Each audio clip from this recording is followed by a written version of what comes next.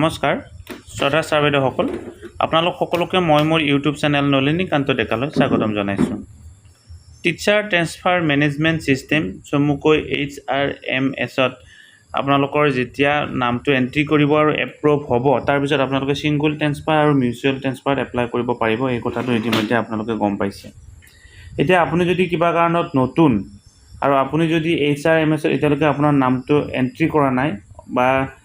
update কৰা নাই যদি আপুনি প্ৰচেছটো ভালদৰে নাজানে এই ভিডিঅটো চাব এই ভিডিঅটোত মই HRMS ত কেনেকৈ এজন শিক্ষকৰ নাম এন্ট্ৰি কৰিব পাৰি এই কথাটো ক'বৰ কাৰণে চেষ্টা কৰিছোঁ এতিয়া সিঙ্গল ট্ৰান্সফাৰ এপ্লাই কৰাৰ ক্ষেত্ৰত আপোনালোকক বিভিন্ন ধৰণৰ ডকুমেন্টছৰ প্ৰয়োজন হ'ব আৰু বিভিন্ন ধৰণৰ সাৰ্টিফিকেটৰ প্ৰয়োজন হ'ব যদি আপুনি আপোনাৰ বৃদ্ধ পিতৃ মাতৃক চোৱাচিতা কৰিব বিচাৰে তেতিয়াহ'লে আপুনি এখন বিশেষ ফৰ্ম ফিল আপ কৰিব লাগিব অৰ্থাৎ বিশেষ আন্ডাৰটেকিং দিব লাগিব বা সেলফ ডিক্লাৰেশ্যন ফৰ্ম এখন দিব লাগিব ভিডিঅটোৰ জৰিয়তে কেনেকুৱা ধৰণে আপোনালোকে সেলফ ডিক্লাৰেশ্যন ফৰ্মখন ফিল আপ কৰিব সেই কথাটো ক'বৰ কাৰণে চেষ্টা কৰিম এতিয়া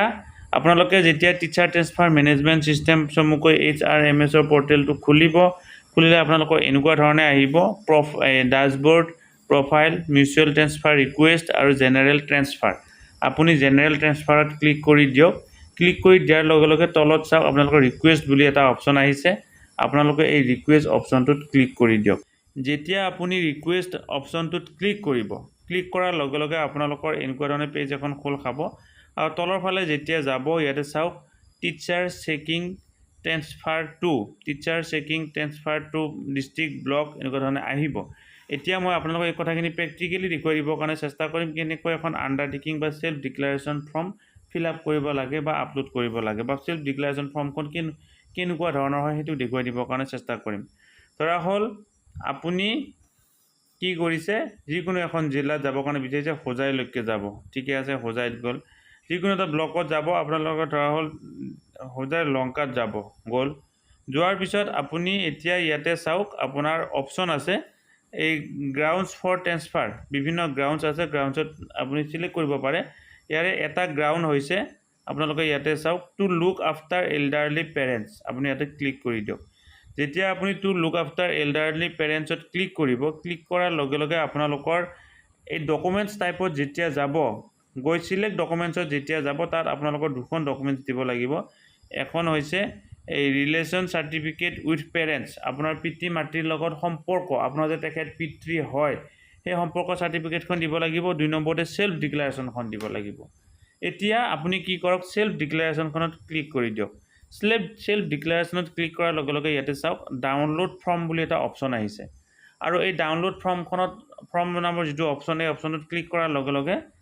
আপোনাৰ যিখন সেলফ ডিক্লাৰেশ্যনৰ ফৰ্ম অৰ্থাৎ আন্ডাৰটেকিঙৰ ফৰ্ম সেই ফৰ্মখন খোল খাব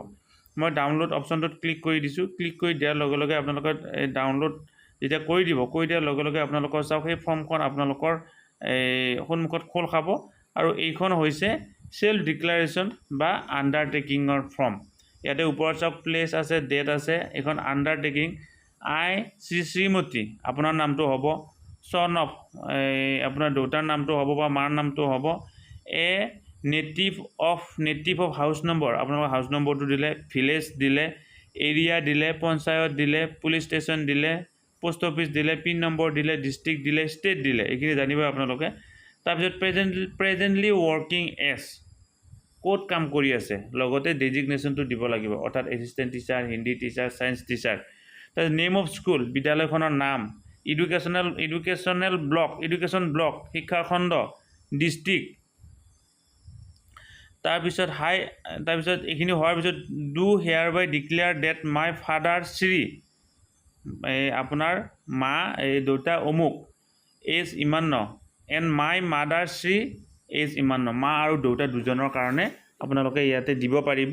দিয়াৰ পিছত are elderly citizen requiring my constant present with him her them আপুনি এজনৰ কাৰণে দিব পাৰে অকল মাৰ কাৰণে অকল কিবা কাৰণত দেউতাৰ মৃত্যু হৈছে মা আছে মাৰ কাৰণে দিব পাৰে মা মৃত্যু হৈছে দেউতা আছে দেউতাৰ কাৰণে দিব পাৰে আৰু দুজনে যদি আছে দুজনৰ কাৰণে দিব পাৰে এইখিনি দিয়াৰ পিছত এড্ৰেছটো দিলে এইখিনি দিয়াৰ পিছত কি লিখি দিব লাগিব চাওক my parent are presently residing in the following অৰ্থাৎ ক'ত বাস কৰে সেইটো দিব লাগিব এড্ৰেছটো দিলে তাৰপিছত এই পিন নম্বৰ গোটেইখিনি দিলে তাৰপিছত আই এম অনলি চন ডটাৰ অফ হাৰ এতিয়া ছোৱালীয়েও দিব পাৰিব ল'ৰাইও দিব পাৰিব বহুতে প্ৰশ্ন সুধি আছে যে কি ইল্ডাৰলি লুক আফটাৰ অপশ্যনটোত ছোৱালীয়ে দিব পাৰিবনে নোৱাৰে ছোৱালীয়েও দিব পাৰিব ল'ৰাইও দিব পাৰিব অৰ আই এম অনলি চন ডটাৰ অৰ হাৰ ইমানৰ নাম্বাৰ যদি অনলি হয় অনলি আৰু নাম্বাৰ হ'লে নাম্বাৰটো দিব but I am required to look after my elderly father oblique mother এইখিনি দিয়াৰ পিছত তলত মোবাইল নাম্বাৰ ছিগনেচাৰ দিব দিলে আপোনালোকৰ কামখিনি শেষ হ'ব আৰু এই ফৰ্মখন ফিল আপ কৰাৰ পিছত ডাউনলোড কৰি ল'লে ফিল আপ কৰি উঠি তাত যিটো অপশ্যন আছিল মই অপশ্যনটো আপোনালোকক দেখুৱাই দিবৰ কাৰণে চেষ্টা কৰিম তাত যিটো অপশ্যন আছিল সেই অপশ্যনটোত আপোনালোকে দিব লাগিব ইয়াতে চাওক চুজ ফাইল বুলি যে আছে চুজ ফাইলত দিব লাগিব দি আপোনালোকে এই তলত গৈ ছাবমিট কৰিব লাগিব গতিকে চৰকাৰ ছাৰ বাইদেউসকল আপোনালোকে এনেকুৱা ধৰণে সেল্ফ ডিক্লাৰেশ্যন বা আণ্ডাৰটেকিং ফৰ্মখন ফিল আপ কৰিব লাগিব গতিকে চৰকাৰ ছাৰ বাইদেউসকল এই ভিডিঅ'টোৰ জৰিয়তে মই এজন শিক্ষক বা শিক্ষয়িত্ৰীয়ে কেনেকুৱা ধৰণে সেল্ফ ডিক্লাৰেশ্যন বা আণ্ডাৰটেকিঙৰ ফৰ্মখন ফিল আপ কৰিব লাগে সেই কথাটো ক'বৰ কাৰণে চেষ্টা কৰিছোঁ এতিয়া আপুনি যদি ছিংগুল ট্ৰেন্সফাৰৰ বিষয়ে বিতংকৈ জানিব বিচাৰে তেতিয়াহ'লে এই ভিডিঅ'টো চাবৰ কাৰণে মই প্ৰিফাৰ কৰিম এই ভিডিঅ'টোত মই ছিংগুল ট্ৰেন্সফাৰ সম্পৰ্কীয় সকলো তথ্য কেইটা গ্ৰাউণ্ডত ছিংগুল ট্ৰেন্সফাৰ পোৱা যায় সেই সকলো তথ্য ক'বৰ কাৰণে চেষ্টা কৰিছোঁ বহুতে প্ৰশ্ন সুধি থাকে হয়তো ভালদৰে কথাখিনি গম পোৱা নাই বা আগৰ ভিডিঅ'সমূহ চোৱা নাই গতিকে আপোনালোকে এই ভিডিঅ'টো চাওক এই ভিডিঅ'টোত সুন্দৰকৈ কোৱা হৈছে এজন শিক্ষক বা এজন শিক্ষয়িত্ৰীয়ে 8টা গ্ৰাউণ্ডত কি কৰিব পাৰে ছিংগুল ট্ৰেন্সফাৰ এপ্লাই কৰিব পাৰে এতিয়া ছিংগুল ট্ৰেন্সফাৰ এপ্লাই কৰাৰ সময়ত আপোনাক বিভিন্ন ডকুমেণ্টছৰ প্ৰয়োজন হ'ব আপোনাৰ যি 8টা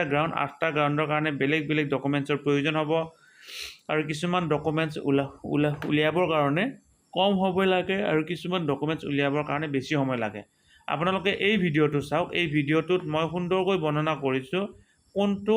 এই গ্ৰাউণ্ডৰ কাৰণে কি ডকুমেণ্টছ লাগে অৰ্থাৎ আমাৰ যে 8টা গ্ৰাউণ্ড আছে 8টা গ্ৰাউণ্ডৰ কাৰণে যিহেতু পৃথকে বিভিন্ন ধৰণৰ ডকুমেণ্টছৰ প্ৰয়োজন হয় মই প্ৰত্যেকটো গ্ৰাউণ্ডৰ কাৰণে কি ডকুমেণ্টছৰ প্ৰয়োজন হ'ব সেইটো মই ডিটেইলছ ক'বৰ কাৰণে চেষ্টা কৰিছোঁ যেনেকৈ এই medical certificate marriage certificate DC certificate self declaration বা আন APW চাৰ্টিফিকেট এপইণ্টমেণ্ট লেটাৰ এই আটাইখিনি কথা মই পুংখানুপুংখভাৱে এই ভিডিঅ'টোত বৰ্ণনা কৰিছোঁ আপোনালোকে এই ভিডিঅ'টো চাওক চাই আটাইখিনি কথা বুজিবৰ কাৰণে চেষ্টা কৰক আৰু ইয়াৰ এই গোটেইখিনি চোৱাৰ পিছতো যদি আপোনাৰ কিবা খেলিমেলি সৃষ্টি হয় বা সুস্থিৰ সিদ্ধান্তত উপনীত হ'ব পৰা নাই তেতিয়াহ'লে আপোনালোকে আমাক ফোন কৰিব পাৰে আমি ফোনৰ জৰিয়তে আপোনালোকক ৰিপ্লাই দিবৰ কাৰণে চেষ্টা কৰিছোঁ আৰু ইউটিউবৰ কমেণ্ট বক্সতো কমেণ্ট কৰিব পাৰে আমি কমেণ্টৰ জৰিয়তে আমি কমেণ্টৰ ৰিপ্লাই দিবৰ কাৰণে চেষ্টা কৰিম গতিকে চৰকাৰ ছাৰ বাইদেউসকল ভিডিঅ'টো ইমানতে সামৰিছোঁ আপুনি যদি ভাবিছে এই ভিডিঅ'টো ইনফৰ্মেটিভ আপোনাৰ দৰে আন এজন ছিংগুল ট্ৰেন্সফাৰ এপ্লাই কৰিব বিচৰা শিক্ষকৰ কাৰণে ভিডিঅ'টো জৰুৰী অনুগ্ৰহ কৰি ভিডিঅ'টো আগলৈকে ফৰৱাৰ্ড কৰিব যাতে আপোনাৰ দৰে সেই ব্যক্তিজনেও ভিডিঅ'টোৰ জৰিয়তে উপকৃত হ'ব পাৰে ধন্যবাদ